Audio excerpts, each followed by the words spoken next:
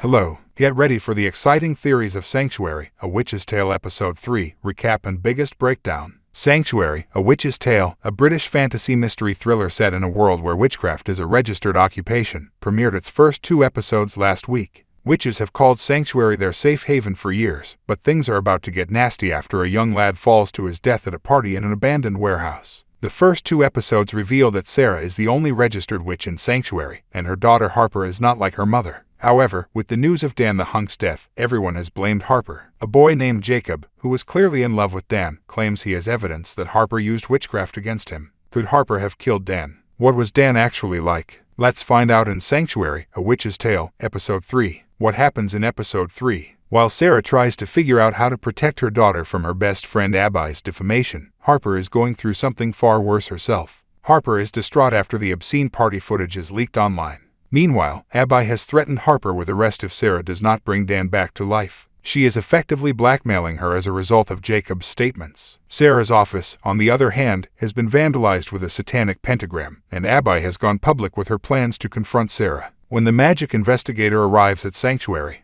he sees something strange about the celebration. This power is greater and darker than Sarah's. Fortunately, the MI does not see Sarah at the warehouse while investigating due to her other power, or she would have put Harper in danger. Maggie encounters Jacob on the street and casually questions him about the web video. He tells her that Dan filmed it, but he blames Harper for forcing him to do it. He then tells Maggie that he cannot talk to her without adult supervision. His father, on the other hand, has opted to entirely bury Maggie's actions by informing the press that he is taking time off to help his son deal with the events. At home, Abby's husband Michael becomes enraged when he discovers the press piece that exposes personal facts about their family to the entire Sanctuary. Abby becomes afraid and flees to meet a mystery man who, although previously loving her, has nothing to do with her. She has no one on her side right now. Back at home, Sarah discovers the truth about Harper and Dan. Sarah informs Harper of Abby's blackmail, and Harper's reply is rather upsetting to Sarah. She questions why Harper believes Dan deserves to die, and Harper presents the evidence. Harper informs Sarah that she quietly ended her relationship with Dan around a month ago in order to protect his reputation. She had discovered that he was far different than she had thought.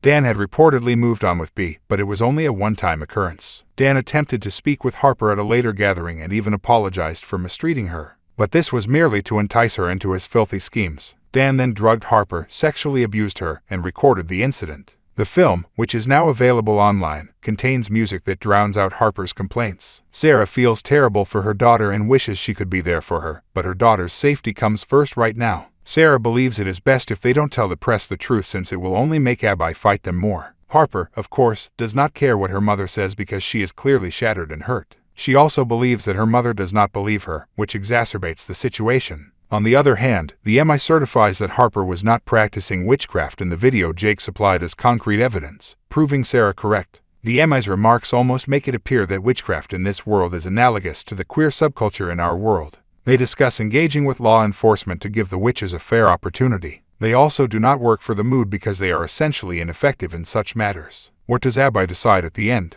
Meanwhile, Sarah's other 2 coven mates attempt to persuade Abby to see reason. They tell her that Sarah is the reason she has 6 more years with her son, Dan, who died a long time ago. Sarah had brought him back to life, despite the fact that it was unlawful conduct, since she loved Abby and everyone was yearning for him to return. This works on Abby, and she is reminded of Sarah's kindness all those years ago. She apologizes to Sarah, and Sarah asks her to vow to tell the whole town the truth about Harper and retract both her and Jake's statements against her. Everything appears to be back on track until the ladies are summoned to investigate what is happening on TV. At the end of Sanctuary, A Witch's Tale, Harper resolves to speak to the public about Dan's true nature. Sarah is surprised to see her daughter speak her views, knowing that Abby will not take this insult lightly. Abby adores her son and refuses to believe anything negative about him. Abby realizes Sarah knows the truth and declares war on her and Harper.